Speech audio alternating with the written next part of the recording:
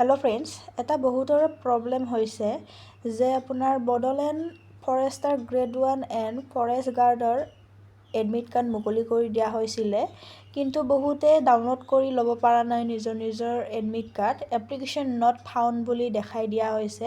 কিয় এনেকুৱা দেখাই দিয়া হৈছে আৰু কি কৰিব আপোনালোকে, তাৰে বিষয়ে আজি আমি ইয়াতে ডিছকাছ কৰিম। যদি ভিডিঅ'টো ভাল লাগে লাইক কৰিব, কমেণ্ট কৰিব আৰু ছাবস্ক্ৰাইব কৰিবলৈ নাপাহৰিব। আহকচোন আমি চাওঁ কিহৰ কাৰণে এপ্লিকেশ্যন নট ফাউণ্ড বুলি দেখাই দিয়া হৈছে।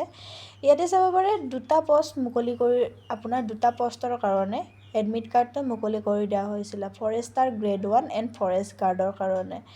যোনসকলৰ ফৰেষ্টাৰ গ্ৰেড 1ৰ এক্সাম আছিলে, ইয়াতে চাব পাৰে গাইডলাইনসমূহ, মানে আপোনাৰ ইয়াতে চাব পাৰে ডেট আমি চাম আগতে।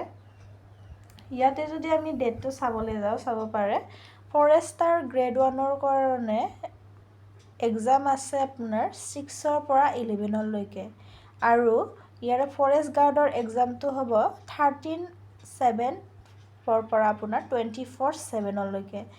ইয়াতে যোনসকলৰ ফৰেষ্টাৰ গ্ৰেড 1 আছে, তেখেতৰ ফাৰ্ষ্টতে মুকলি কৰি দিয়া হ'ব পাৰে, মানে আপোনাৰ ফাৰ্ষ্টত আছে সিহঁতৰ এক্সামসমূহ, সেইকাৰণে 6ৰ পৰা 11লৈকে আছে এক্সাম, সেইকাৰণে সিহঁতৰটো আগতে মুকলি কৰি দিব পাৰে। তাৰপিছত ফৰেষ্ট গাৰ্ডৰটো পিছলৈকে লাহে লাহে কালি পৰহি বা এনেকুৱা আপোনালোকৰো আপোনাৰ এডমিট কাৰ্ডটো মুকলি কৰি দিয়া হ'ব পাৰে। সেইকাৰণে আপোনাৰ নামটো হয়তো এপ্লিকেশ্যন নট ফাউণ্ড বুলি দেখাই দিয়া হৈছে বৰ্তমানলৈকে।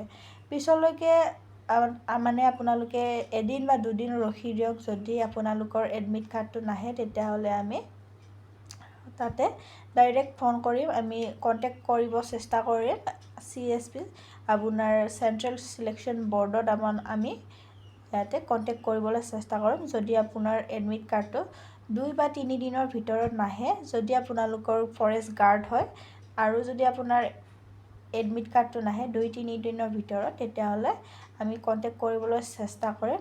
আৰু যদি ফৰেষ্টাৰ গ্ৰেড 1ৰো অহা নাই, আপোনালোকৰ এক্সাম যিহেতু 6 তাৰিখৰ পৰা আহে, আৰু আপোনালোকে 2 দিনমান ৰখি দিয়ক। ৰখি দিয়াৰ পিছত যদি আপোনালোকৰো এডমিট কাৰ্ডটো মুকলি কৰি দিয়া নহয়, তেতিয়াহ'লে আমি নিশ্চয় কণ্টেক্ট কৰিবলৈ চেষ্টা কৰিম আপোনাৰ bodoland csb.com। এইখিনি আছিলে, আৰু ধন্যবাদ জনাইছোঁ।